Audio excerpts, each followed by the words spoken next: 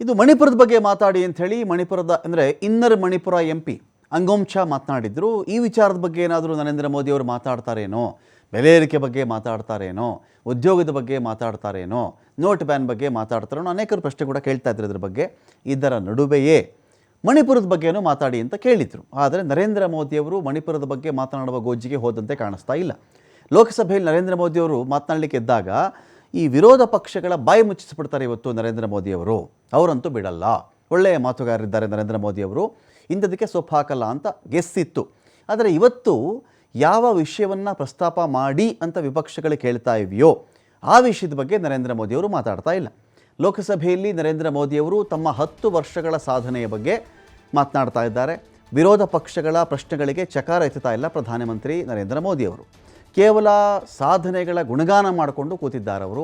10 ವರ್ಷಗಳಲ್ಲಿ ನಾವು 25 ಕೋಟಿ ಜನರನ್ನು ಬಡತನದಿಂದ ಆಚೆ ತಂದಿದ್ದೇವೆ ಅಂತ ಹೇಳ್ತಾರೆ. ಇವತ್ತಿಗೂ 80 ಕೋಟಿ ಜನಕ್ಕೆ BPL ಕಾರ್ಡ್ ಅಡಿಯಲ್ಲಿ ಫ್ರೀ ರೇಷನ್ ಕೊಡ್ತಾ ಇರುವಂಥ ದೇಶ ನಮ್ಮದು. ಫ್ರೀ ರೇಷನ್ ಯಾಕೆ ಕೊಡ್ತಾರೆ ಅಂದರೆ ಬಡತನ ಇದೆ ಅವ್ರಿಗೆ ಅಂತ. BPL ಬಿಲೋ ಪಾವರ್ಟಿ ಲೇನ್ ಅಂದರೆ ಏನಂದರೆ ಬಡತನ ರೇಖೆಗಿಂತ ಕೆಳಗಡೆ ಇದ್ದಾರೆ ಅಂತ. ಬಡತನ ರೇಖೆಗಿಂತ ಬಿಲೋ ಕೆಳಗಡೆ ಇರುವಂಥ ಜನ ಅಂತ ಸುಮಾರು 80 ಕೋಟಿ ಜನಕ್ಕೆ ರೇಷನ್ ಕೊಡ್ತಾ ಇದ್ದೀವಿ ಫ್ರೀಯಾಗಿ ಅಂತ ಇದೇ ಸರ್ಕಾರ ಮಾತನಾಡುತ್ತೆ. ಆದರೆ ಇವರು ಹೇಳ್ತಾ ಇದ್ದಾರೆ 10 ವರ್ಷಗಳಲ್ಲಿ ನಾವು 25 ಕೋಟಿ ಜನರನ್ನು ಬಡತನದಿಂದ ಆಚೆ ತಂದಿದ್ದೇವೆ ಅಂತ. ಹಾಗಾದರೆ ಟೋಟಲ್ಲಾಗಿ 80 ಕೋಟಿ ಪ್ಲಸ್ 25 ಕೋಟಿ ಲೆಕ್ಕ ಹಾಕಿಬಿಟ್ರೆ 105 ಕೋಟಿ ಜನ ಭಾರತದಲ್ಲಿ ಬಡವರಿದ್ದಾರೆ ಅಂತ ಒಪ್ಕೊಂಡಂಗೆ ಆಯಿತು. ಅದರಲ್ಲಿ 25 ಕೋಟಿ ಜನರನ್ನು ನಾವು ಆಚೆ ತಂದಿದ್ದೀವಿ. 105 ಕೋಟಿ ಜನರಲ್ಲಿ 25 ಕೋಟಿ ಜನರನ್ನು ಆಚೆ ತಂದಿದ್ದೀವಿ ಅಂತ ಹೇಳ್ದಂಗೆ ಆಗುತ್ತದು. ಭ್ರಷ್ಟಾಚಾರ ನಿಯಂತ್ರಣದ ಬಗ್ಗೆ ಮಾತ್ರವೇ ಪ್ರಧಾನಿ ಮೋದಿಯವರು ಇಲ್ಲಿ ಮಾತನಾಡ್ತಾ ಇದ್ದಾರೆ. ನಿನ್ನೆ ಎಷ್ಟೇ ಎಲೆಕ್ಟ್ರಾಲ್ ಬಾಂಡ್ ಬಗ್ಗೆ ಮಾತಾಡಿ ಸ್ವಾಮಿ, ಯಾಕೆ ಎಲೆಕ್ಟ್ರಾಲ್ ಬಾಂಡ್ ಬಗ್ಗೆ ಮಾತಾಡಲ್ವಾ ನೀವು ಅಂತ ಕೂಡ ವಿಪಕ್ಷಗಳು ಕೇಳಿದ್ದು. ಎಲೆಕ್ಟ್ರಾಲ್ ಬಾಂಡಲ್ಲಿ ಏನಾಯಿತು, ಕಿಕ್ ಬ್ಯಾಕ್ ಎಷ್ಟು ಬಂದಿದೆ, ಎಷ್ಟು ಹಣ ತೊಗೊಂಡಿದ್ದೀರಿ ನೀವು, ನಿಮ್ಗೆ ಎಷ್ಟು ದೇಣಿಗೆ ಬಂತು, ಎಷ್ಟು ಕಾಂಟ್ರಾಕ್ಟ್ ನೀವು ಕೊಟ್ಟಿದ್ದೀರಿ ಹೇಳಿ ಅಂತ ಕೂಡ ಕೇಳ್ತಾ ಇದ್ದರು. ಅನೇಕರು ಅವಾಗಿಂದ ಕೇಳ್ತಾ ಬರ್ತಾ ಇದ್ದಾರೆ. ಆದರೆ ನರೇಂದ್ರ ಮೋದಿಯವರು ಈ ವಿಷಯ ಬಗ್ಗೆ ಎಲ್ಲಿಯೂ ಮಾತಾಡ್ತಾ ಇಲ್ಲ. 10 ವರ್ಷಗಳು ನಾವು ಯೋಜನೆ ಮಾಡಿದ್ದೀವಿ, ಸರ್ಕಾರದ ಯೋಜನೆಗಳು ಬಂದಿವೆ, ನಾವು ತುಷ್ಟೀಕರಣ ಮಾಡಿಲ್ಲ ಅಂಥೇಳಿ ಅವರು ತಮ್ಮದೇ ಸರ್ಕಾರದ ಬಗ್ಗೆ ಅವರೇ ಗುಣಗಾನ ಮಾಡಿಕೊಳ್ತಾ ಇದ್ದಾರೆ. ನಮ್ಮ ಸರ್ಕಾರದಲ್ಲಿ 10 ವರ್ಷಗಳ ಅವಧಿಯಲ್ಲಿ ವಿಕಸಿತ ಭಾರತದ ನಿರ್ಮಾಣವಾಗಿದೆ. ವಿಪಕ್ಷಗಳಿಂದ ಈ ಒಂದು ವಿಚಾರದಲ್ಲಿ ಹಿಂದೆ ಎಲ್ಲ ಅಭಿವೃದ್ಧಿಯಲ್ಲಿ ಭ್ರಷ್ಟಾಚಾರನೇ ಕೇಳಿ ಬರ್ತಾ ಇತ್ತು. ನಾವು ಭ್ರಷ್ಟಾಚಾರ ಮಾಡಿಲ್ಲ. ರಾಜೀವ್ ಗಾಂಧಿ ಅವರ ಕಾಲದಲ್ಲಿ 1 ರೂಪಾಯಿ ಕೊಟ್ಟರೆ 15 ಪೈಸೆ ಮಾತ್ರ ಜನಕ್ಕೆ ಬರ್ತಾ ಇತ್ತು ಅಂತ ಕೂಡ ನರೇಂದ್ರ ಮೋದಿಯವರು ಮಾತಾಡಿದ್ದಾರೆ. ವಿರೋಧ ಪಕ್ಷಗಳ ಪ್ರಶ್ನೆಗಳಿಗೆ ನರೇಂದ್ರ ಮೋದಿಯವರದ್ದು ಮೌನ ಅಥವಾ ಕೇವಲ ಹಾರಿಕೆ ಉತ್ತರವನ್ನು ಕೊಡುವಂಥ ಕೆಲಸ ಮಾಡ್ತಾ ಇದ್ದಾರೆ. ಬಹುಶಃ ಇಷ್ಟು ವರ್ಷಗಳಲ್ಲಿ ಚೆಕ್ ಮಾಡಿಕೊಂಡಾಗ ನರೇಂದ್ರ ಮೋದಿಯವರು ಈ ರೀತಿಯಲ್ಲಿ ಅಂದರೆ ಹಿಂದೆ ಕೂಡ ಈ ಮಣಿಪುರದ ಬಗ್ಗೆ ನರೇಂದ್ರ ಮೋದಿಯವರ ಕೈಲಿ ಮಾತನಾಡಿಸಲೇಬೇಕು ಅಂತ ಪಟ್ಟು ಹಿಡಿದಿದ್ದು ವಿಶ್ವಾಸಮತ ಯಾಚನೆವರೆಗೂ ಹೋಗಿತ್ತು. ಹಾಗಾದರೂ ಕೂಡ ಪ್ರಧಾನಮಂತ್ರಿಗಳು ಎದ್ದಿಂತ ಅವಾಗ ಮಾತನಾಡಲೇಬೇಕಾಗತ್ತೆ ಅಂತ ಅವತ್ತಾದರೂ ಮಣಿಪುರದ ಬಗ್ಗೆ ಮಾತಾಡ್ತಾರೇನೋ ಅಂತ ಹೇಳಿದ್ರೆ ಅವತ್ತು ನಿಮಿಷಗಟ್ಟಲೆ ಗಂಟೆಗಟ್ಟಲೆ ಮಾತಾಡಿದ್ರು ಮೋದಿಯವರು. ಕಡೆಯಲ್ಲಿ 1-2 ವಾಕ್ಯದಲ್ಲಿ ಮಣಿಪುರದ ಬಗ್ಗೆ ಹೇಳಿ ಮುಗಿಸಿದ್ರು. ಇವತ್ತು ಮಣಿಪುರದ ಬಗ್ಗೆ ಮಾತನಾಡ್ತಾ ಇಲ್ಲ, ಎಲೆಕ್ಟ್ರಾಲ್ ಬಾಂಡ್ ಬಗ್ಗೆ ಮಾತಾಡ್ತಾ ಇಲ್ಲ, ಅಗ್ನಿವೀರರ ಬಗ್ಗೆ ಅವರು ಮಾತಾಡ್ತಾ ಇಲ್ಲ. 3 ದಿನಗಳಲ್ಲಿ 3 ವಿಮಾನ ನಿಲ್ದಾಣಗಳ ಮೇಲ್ಛಾವಣಿ ಕುಸಿದು ಹೋಗಿದೆ ಸ್ವಾಮಿ. ಇದನ್ನು ಕೇಳಿದ್ರು, ವೇಣುಗೋಪಾಲ್ ಅವರು ಕೇಳಿದ್ರು, ಇದನ್ನು ನೀವೇ ಉದ್ಘಾಟನೆ ಮಾಡಿದ್ದೀರಿ, ನಿಮ್ಮದೇ ಸರ್ಕಾರ, ಬಾಯಿ ಬಿಟ್ಟರೆ ಏರ್ಪೋರ್ಟ್ ಅಂತೀರಾ, ಬಾಯಿ ಬಿಟ್ಟರೆ ರಸ್ತೆ ಅಂತೀರಾ, ಅಯೋಧ್ಯೆ ರಸ್ತೆ ನೋಡೋಕ್ಕಾಗ್ತಾ ಇಲ್ಲ, ರಾಮ ಮಂದಿರ ಸೋರ್ತಾ ಇದೆ, ಈ ಕಡೆ ವಿಮಾನ ನಿಲ್ದಾಣದ ಮೇಲ್ಛಾವಣಿಗಳು ಹಾರಿ ಹೋಗ್ತಾ ಇದೆ, ಜನಗಳ ಮೇಲೆ ಬೀಳ್ತಾ ಇದೆ. ಏನು ಮಾಡಿದ್ದೀರಿ, ನಿಮ್ಮ ಕೆಲಸ ಇದೇನಾ ನಿಮ್ಮ ಅಭಿವೃದ್ಧಿ, ಎಷ್ಟು ಭ್ರಷ್ಟಾಚಾರ ಆಗಿದೆ ಹೇಳಿ ಅಂತೆಲ್ಲ ಪ್ರಶ್ನೆಗಳು ಬರ್ತಾ ಇವೆ. ಇದರ ಮಧ್ಯೆ ಈ ಮಾತುಗೂ ನರೇಂದ್ರ ಮೋದಿಯವರು ತಲೆ ಕೆಡಿಸಿಕೊಂಡಂತೆ ಕಾಣಿಸ್ತಾ ಇಲ್ಲ. ಹಾಗಾಗಿ ಯಾವ ವಿಷಯವನ್ನು ವಿರೋಧ ಪಕ್ಷಗಳು ಕೇಳ್ತಾ ಇವೆಯೋ ಅದರ ಬಗ್ಗೆ ಉತ್ತರ ಕೊಟ್ಟು ವಿರೋಧ ಪಕ್ಷಗಳನ್ನು ಬಾಯಿ ಮುಚ್ಚಿಸೋದು ಬಿಟ್ಟುಬಿಟ್ಟು ಬೇರೆಯೇ ಮಾತಾಡ್ತಾ ಇದ್ದಾರೆ ಮೋದಿಯವರು ಅಂತ ಅನೇಕರು ಹೇಳ್ತಾ ಇದ್ದಾರೆ. ಬಿಹಾರದಲ್ಲಿ ಕೇವಲ 9 ದಿನಗಳಲ್ಲಿ 5 ನಿರ್ಮಾಣ ಹಂತದ ಸೇತುವೆಗಳು ಕುಸಿದು ಹೋಗಿವೆ. ಇದ್ರ ಬಗ್ಗೆ ಮಾತಾಡಿ ಸ್ವಾಮಿ ಅಂದರೆ ಅದೂ ಮಾತಾಡ್ತಾ ಇಲ್ಲ. ಇದರ ನಡುವೆ ಅಂಗೋಂಶಾ ಮಣಿಪುರ ಇನ್ನರ್ ಅದರ MP ಅವರು ಕೂಡ ಸಾಕಷ್ಟು ಪ್ರಶ್ನೆಗಳನ್ನು ಕೇಳಿದ್ರು. ಅದಕ್ಕೂ ನರೇಂದ್ರ ಮೋದಿಯವರು ಉತ್ತರವನ್ನು ಕೊಟ್ಟಿಲ್ಲ. And there has 60,000 people homeless is not a joke. 200 plus people died. And there has been a civil war-like situations where people are armed to the teeth and roaming around and fighting each other, defending their villages. And the Indian state is a mute spectator to this tragedy for 1 year. I must remind this House that each and every square centimeter of Manipur is covered by a central armed forces. It is one of the most militarized areas in this country where you have more armed policemen than the civil police, besides the armed forces of the Union. Despite this, how is that 60,000 people were rendered homeless and villages in thousands were destroyed? And yet, our Prime Minister remained mute, not even a word. And the presidential address did not even mention that. Shame, shame, shame, shame. Is this silence communicating to the people of the Northeast, and Manipur in particular, that you don't matter in the Indian state scheme of things? Major Laisam Jotin, who was awarded Ashok Chakra while grappling with suicide bomber, was a Manipuri.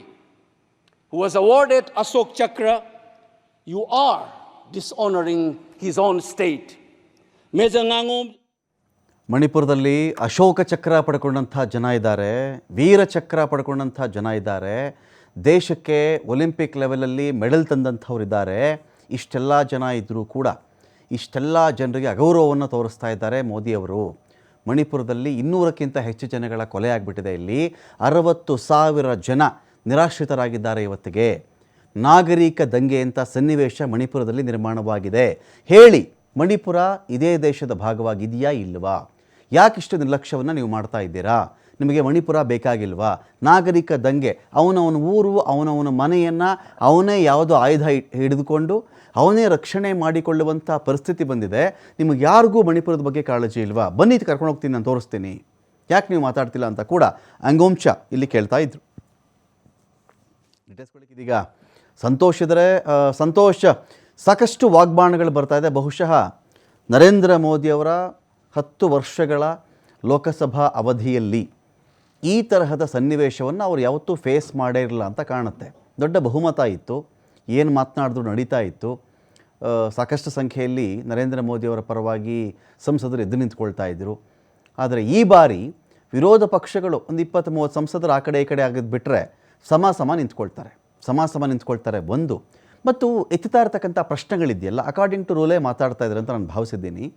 ಎತ್ತುವಂಥ ಪ್ರಶ್ನೆಗಳು ಯಾವುದೋ ಇಂದ್ರಲೋಕದ್ದೋ ಚಂದ್ರಲೋಕದ್ದೋ ಕೇಳ್ತಾ ಇಲ್ಲ, ಯಾವುದೋ ಅನ್ಯ ಲೋಕದ್ದೋ ಏಲಿಯನ್ಗಳ ಬಗ್ಗೆನೋ ಪ್ರಶ್ನೆ ಕೇಳ್ತಾ ಇಲ್ಲ. ಒಬ್ಬರು ಹೇಳ್ತಾರೆ, ಮಣಿಪುರ ಸ್ಥಿತಿ ಹೇಳ್ತೀವಿ ಬನ್ನಿ ಸ್ವಾಮಿ, ಈ ದೇಶಕ್ಕಾಗಿ ಹೋರಾಡಿದಂಥ ವೀರ ಯೋಧರು, ನಾನು ಗಡಿಯಲ್ಲಿ ಕಾಪಾಡಿದೆ, ನನ್ನ ಮನೇನ ಕಾಪಾಡೋಕ್ಕಾಗ್ತಿಲ್ಲ ನಾನು ಅಂತ ಹೇಳ್ತಾನೆ ಒಬ್ಬ ಯೋಧ.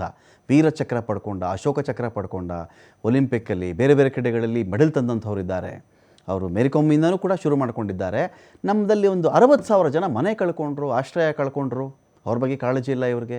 200ಕ್ಕಿಂತ ಹೆಚ್ಚು ಜನ ಸತ್ತು ಹೋದರೂ ಕಾಳಜಿ ಇಲ್ಲ. ಇನ್ನೊಬ್ಬರು ರಾಹುಲ್ ಗಾಂಧಿ ಅಗ್ನಿವೀರರ ಬಗ್ಗೆ ಮಾತಾಡಿದರು, ಅಥವಾ ನೋಟ್ ಬ್ಯಾನ್ ಬಗ್ಗೆ ಮಾತಾಡಿದರು. ನಾನೇ ರಾಹುಲ್ ಗಾಂಧಿ ಹೇಳ್ತಾ ಇದ್ದರು, ಇವರು ಈ ಸ್ವಯಂ ಘೋಷಿತ ದೇವಮಾನವ ಇದ್ದಾರಲ್ಲ, ಈ ದೇವಮಾನವನಿಗೆ ದೇವರು ಬಂದು ಸಂದೇಶ ಕೊಟ್ಟರು, ನೋಟ್ ಬ್ಯಾನ್ ಮಾಡಿಬಿಡು ಅಂತ. ಇವರು ಮಾಡಿಬಿಟ್ರು, ಈ ದೇವಮಾನವ ನೋಟ್ ಬ್ಯಾನನ್ನು ಅವತ್ತೇ ಮಾಡಿಬಿಟ್ರು. ಅಂಬಾನಿಗೂ ಅದಾನಿಗೆ ಯಾವುದೋ ಏರ್ಪೋರ್ಟ್ ಕೊಟ್ಬಿಡು ಅಂತ ದೇವರು ಇವರಿಗೆ ಸೂಚನೆ ಕೊಡ್ತಾರೆ, ಆ ತಕ್ಷಣ ಇವರು ಏರ್ಪೋರ್ಟನ್ನು ಅವರು ಕೊಟ್ಟುಬಿಡ್ತಾರೆ.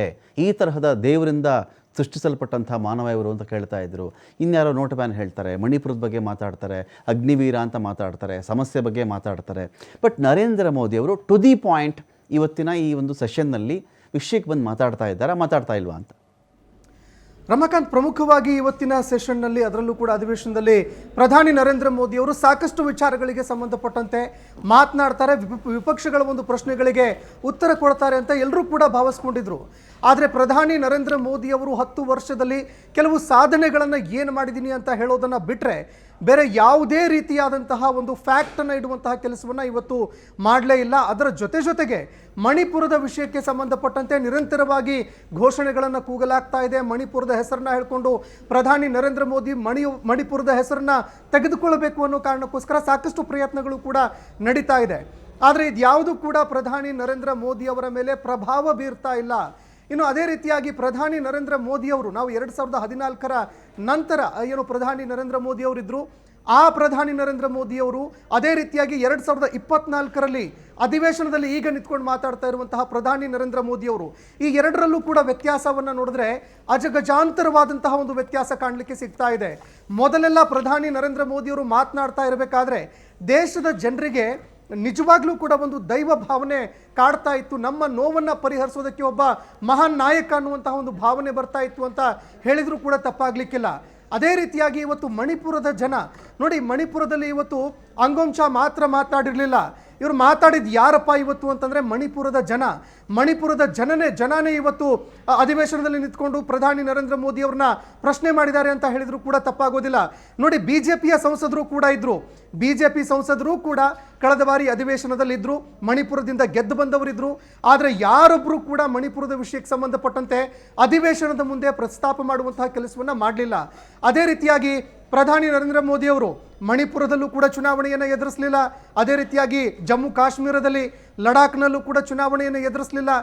ಎಲ್ಲೆಲ್ಲಿ ಪ್ರಧಾನಿ ನರೇಂದ್ರ ಮೋದಿ ಅವರಿಗೆ ಹಿನ್ನಡೆಯ ಒಂದು ಭಾವ ಕಾಡ್ತಾ ಇದೆ, ಅಲ್ಲಲ್ಲಿ ತಲೆ ಹಾಕಿ ಮಲಗೋದಕ್ಕೂ ಕೂಡ ಅವರು ಮುಂದಾಗ್ತಾ ಇಲ್ಲ ಅಂತ ಹೇಳಿದ್ರು ಕೂಡ ತಪ್ಪಾಗೋದಿಲ್ಲ. ಇನ್ನು ಅದೇ ರೀತಿಯಾಗಿ 25 ಕೋಟಿ ಜನರನ್ನ ಬಡತನ ರೇಖೆಯಿಂದ ನಾವು ಹೊರತಂದಿದ್ದೀವಿ ಅನ್ನುವಂತಹ ಮಾತನ್ನ ಕೂಡ ಹೇಳ್ತಾರೆ. ಆದರೆ 80 ಕೋಟಿ ಜನರಿಗೆ ರೇಷನ್ ಹಂಚಲಾಗ್ತಾ ಇದೆ. ಇದೆಲ್ಲವನ್ನ ನೋಡಿದಾಗ, ಪ್ರಧಾನಿ ನರೇಂದ್ರ ಮೋದಿ ಅವರ ಭಾಷಣ ನೋಡಿದಾಗ, ಮೊದಲಿನ ವರ್ಷನೂ ಈಗಿನ ವರ್ಷನ್ಗೂ ಅಜಗಜಾಂತರ ವ್ಯತ್ಯಾಸ ಇದೆ ಅಂತ ಹೇಳಿದ್ರು ಕೂಡ ತಪ್ಪಾಗೋದಿಲ್ಲ. Ramakant, thank you Santosh.